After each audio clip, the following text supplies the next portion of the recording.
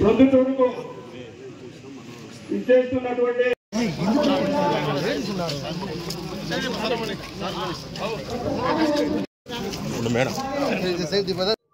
మీరందరూ ఎన్నుకున్న ప్రభుత్వం, మీరందరూ కష్టపడి ఓట్లేసి తెలుగుదేశం పార్టీకి అధికారంలోకి తెచ్చిన మీ ప్రభుత్వం, ప్రతి ఒక్కరు నాదే ప్రభుత్వం అనేది ఫీల్ గానే మనం అధికారంలోకి తెచ్చిన ప్రభుత్వం ఇది, మన ప్రభుత్వాన్ని ఏమైనా కావాలని అడిగి చేయించుకునేదానికి హక్కు ఉంది మనకు.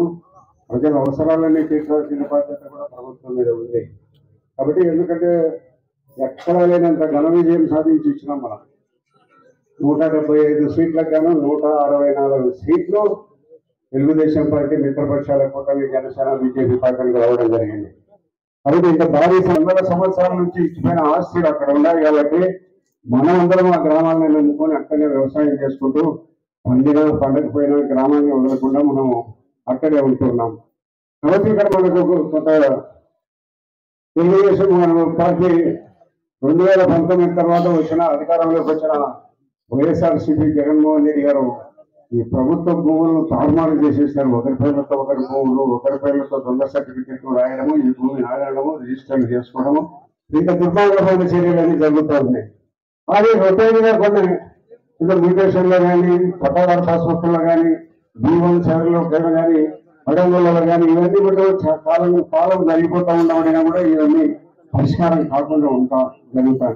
వచ్చిన 5 నెలల్లోనే ఈ రోజు ఈ రెవెన్యూ సదస్సు రాష్ట్ర వ్యాప్తంగా ఈ రెవెన్యూ సదస్సులు వచ్చే నెల 8వ తారీఖు వరకు జరుగుతాయి. మరి నిజంగా ప్రత్యేకతమైన ధన్యవాదాలు మన రెవెన్యూ మంత్రి గారికి తెలియజేయాలి. ఎందుకంటే గత 5 నెలలుగా చాలా చోట్ల గ్రూమింగ్ జరిగినాయి, గ్రామ సభలు జరిగినాయి. ఎక్కడ ఎమ్మెల్యేలు పోయినా, ఎక్కడ మినిస్టర్లు పోయినా, ఎక్కడ ప్రజాప్రతినిధులు పోయినా మొదటిగా ఇచ్చే అర్జీ ఏది, ఎక్కువగా ఇచ్చిన అర్జీ ఏది అంటే భూ సమస్యలు. నా భూమి పొజిషన్ లో మేమున్నాం, వంది వేరే వాళ్ళ పేరు వచ్చేసింది.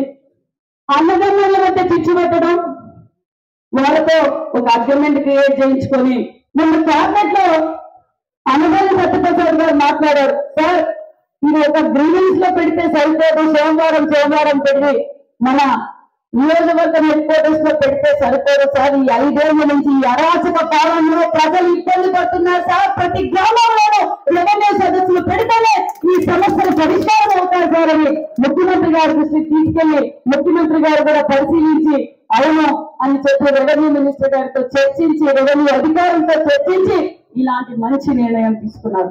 మరి గత 5 సంవత్సరాల్లో 5 నెలల్లోనే మంత్రులు, అధికారులు, ఎమ్మెల్యేలు, ప్రజాప్రతినిధులు మేము ముందుకు వచ్చారంటే ఇది చంద్రబాబు నాయుడు గారి పరిపాలన అన్న విషయాన్ని మీకు అందరికీ గుర్తు చేస్తున్నాం.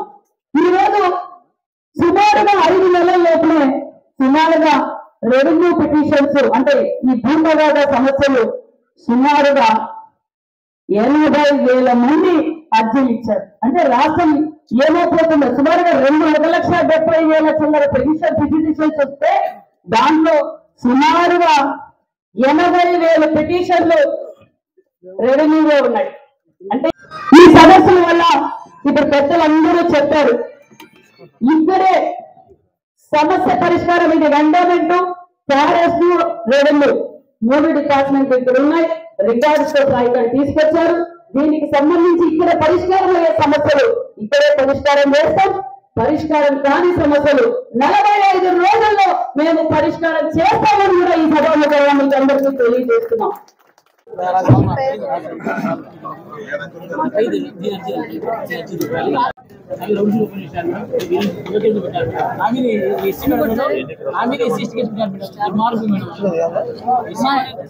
నేను చెప్పేది ఇంతవా, ఎవరి మీద అయినా పెడతారు వాళ్ళు కేసులు. వాళ్ళు చేసిందే అది.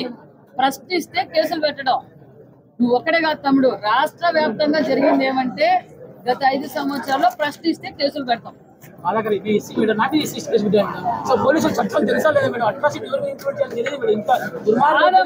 డ్రైవర్ ని చంపి డోర్ డెలివరీ చేసిన వాళ్ళ మీద నువ్వు ఇంకా ఏం మాట్లాడుతావు తమ్ముడు? బాబాయ్ కొట్టకపోతే జరిగింది. మరి నువ్వెంత మేడం అప్లై చేశారు మేడం. అన్ని చేస్తామమ్మా. చెప్పండి పెద్దమ్మా. అనాథ